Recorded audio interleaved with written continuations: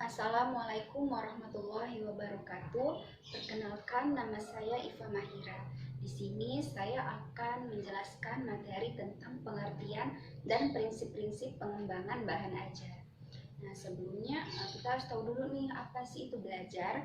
Belajar merupakan sebuah proses internalisasi pengetahuan dan keterampilan yang dilakukan oleh seseorang. Nah, pengetahuan dan keterampilan ini yang dipelajari pada umumnya disampaikan menggunakan bahan ajar. Nah, apa sih bahan ajar itu? Bahan ajar merupakan sesuatu yang memuat informasi dan pengetahuan yang dapat digunakan oleh penggunanya atau dapat dipelajari oleh penggunanya. Nah, dalam aktivitas pembelajaran, bahan ajar ini memiliki peran yaitu sebagai perantara penyampaian informasi dan pengetahuan dari narasumber kepada orang yang akan belajar. Nah, bahan ajar ini akan dapat meningkatkan minat dan motivasi peserta didik. Nah, bahan ajar yang dirancang secara sistematik dan menyeluruh ini akan dapat meningkatkan minat dan juga motivasi peserta didik sekaligus memberikan memfasilitasi berlangsungnya proses belajar pada peserta didik. Nah, dalam aktivitas pembelajaran, bahan ajar ini memiliki beberapa kontribusi penting, yaitu sebagai membuat isi atau materi pelajaran itu bersifat baku dan juga standar, kemudian mengurangi terjadinya kesalahan persepsi dalam proses pembelajaran, kemudian untuk meningkatkan minat dan motivasi peserta didik, serta meningkatkan daya ingat peserta didik. Nah, sebagai contoh, saat kita mengajar menggunakan bahan ajar berbentuk visual, itu selain menjelaskan konsep-konsep yang ada di dalam buku tersebut, sekaligus meningkatkan daya ingat peserta didik tersebut.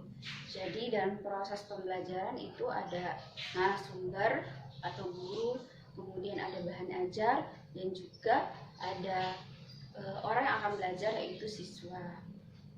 Nah, mengajar dengan metode ceramah, membaca, melihat program audio visual, kemudian juga dengan metode demonstrasi itu masih memberikan kontribusi yang relatif rendah terhadap retensi siswa yang akan belajar. Nah, sedangkan beda halnya nih dengan cara mengajar yang melibatkan siswa secara langsung, yaitu seperti praktik, kemudian diskusi, dan juga mengajar itu memberikan kontribusi positif terhadap peserta didik. Nah, bahan ajar ini terbagi menjadi dua, yaitu bahan ajar cetak dan bahan ajar non-cetak. Nah, bahan ajar cetak ini seperti buku, modul, poster, dan juga brosur. Sedangkan bahan ajar non-cetak itu seperti program audio, program visual, video, dan juga program multimedia. Nah, seiring perkembangan zaman, guru harus meningkatkan ragam bahan ajar seperti bahan ajar yang berkaitan dengan jaringan atau network atau internet. Nah, bahan ajar cetak ini paling banyak digunakan oleh setiap orang, dari kecil sampai sekarang pasti kita sering sekali menggunakan bahan ajar cetak seperti buku. Nah, kemudian bahan ajar program audio. Nah, ini paling banyak digunakan pada mata pelajaran bahasa, karena berkaitan dengan mendengarkan lagu-lagu atau juga kosakata. Nah, kemudian program video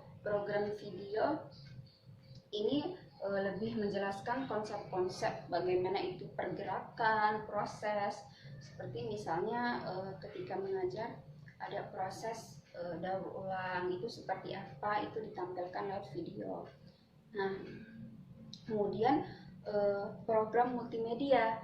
Program multimedia ini suatu kombinasi antara buku atau teks, kemudian audio, visual, kemudian video, foto, gambar, itu menjelaskan konsep-konsep secara komprehensif.